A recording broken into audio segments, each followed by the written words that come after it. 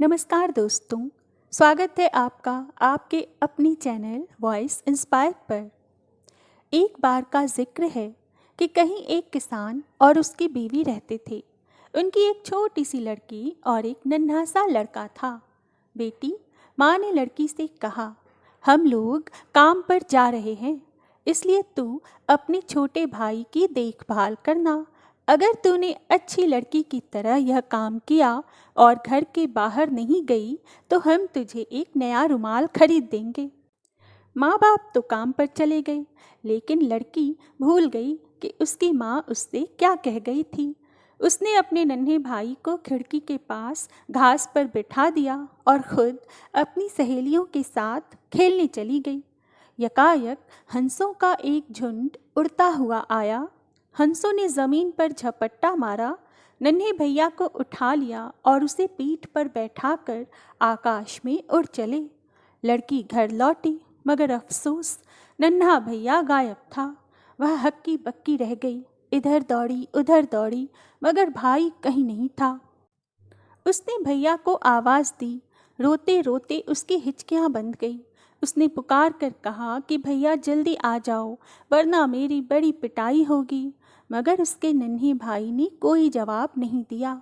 तब वह बाहर खुले मैदान में दौड़ गई, लेकिन वहाँ भी उसे कुछ नहीं दिखाई दिया। हाँ, घने जंगलों से भी बहुत दूर कुछ हंस ज़रूर आसमान में उड़ रहे थे। इसी क्षण उसके मन में यह विचार आया कि हो न हो उसके भैया को ये हंस ही उठा ले गए हैं। उसने लोगों को कहते सुना था कि हंस बहुत ही बुरे पक्षी होते हैं जो अक्सर छोटे बच्चों को उठा ले जाते हैं। सो लड़की ने आओ देखा न ताओ और दौड़ पड़ी उन पक्षियों के पीछे।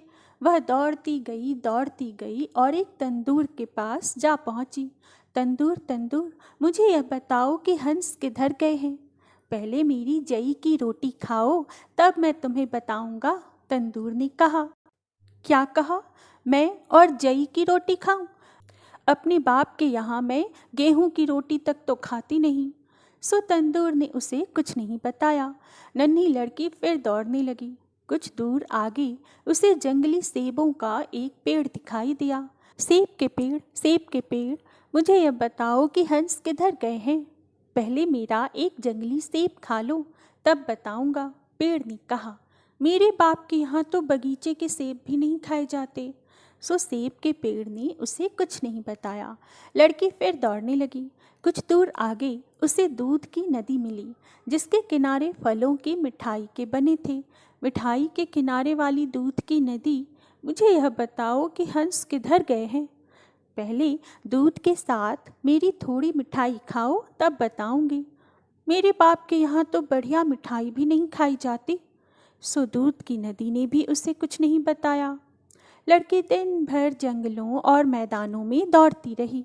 शाम हो जाने पर वह बेचारी घर लौटने की सोचने लगी। और क्या करती? तभी यकायक उसे क्या दिखाई दिया कि एक झोपड़ी है जिसका मुर्गी जैसा पंजा है और एक छोटी सी खिड़की है। यह झोपड़ी लट्टू की तरह घूम रही थी। झोपड़ी में एक चुड़ैल बाबा यगा बैठी सन काट रही थी और उसके सामने बेंच पर लड़की का नन्हा भैया बैठा चांदी के सेबों से खेल रहा था। लड़की झोपड़ी के अंदर चली गई। नमस्ते दादी। नमस्ते लड़की, तुम किस लिए आई हो यहाँ? मैं कीचड़ और काई में घूमती रही हूँ, इसलिए मेरा फ्रॉक भीग गया है, सो तन गरमानी आई हूँ।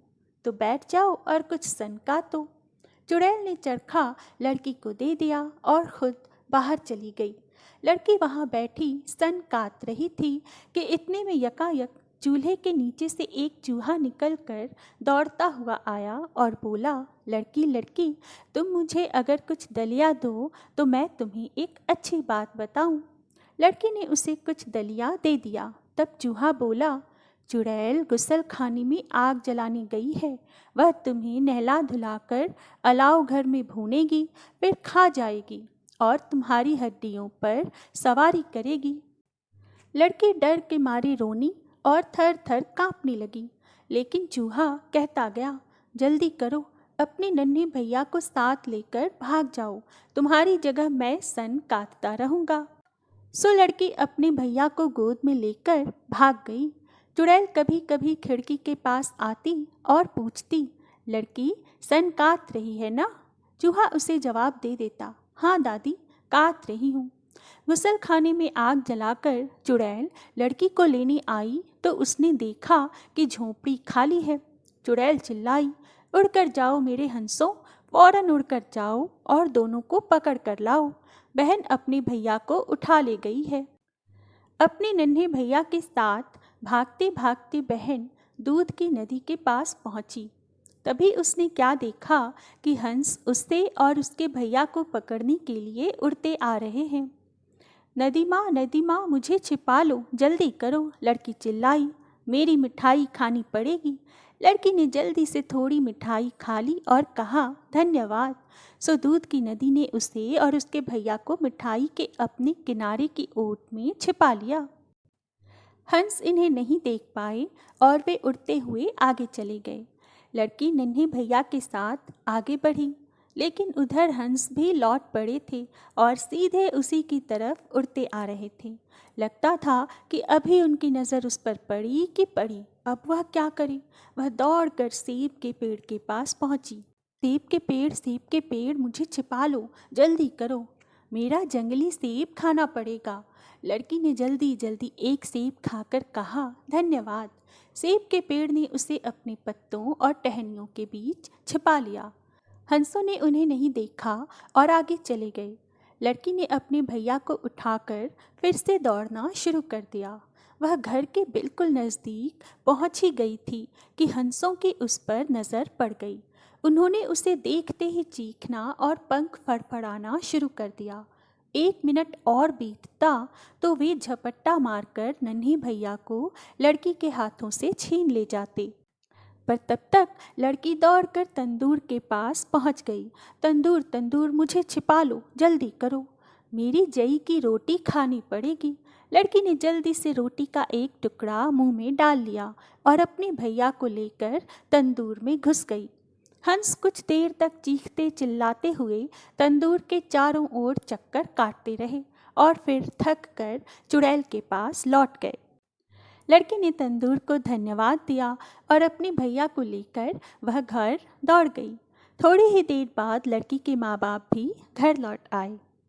तो दोस्तों, आज की कहानी यहीं समाप्त होती है। आगे भी ऐसी ही कहानियाँ सुनते रहने के लिए प्लीज़ मेरे चैनल को सब्सक्राइब करें और मेरे सारे वीडियोस को लाइक और शेयर ज़रूर करें। मैं फिर आऊँगी एक नई कहानी और एक नई आशा के साथ। तब तक के लिए नमस्कार। आपका दिन शुभ हो।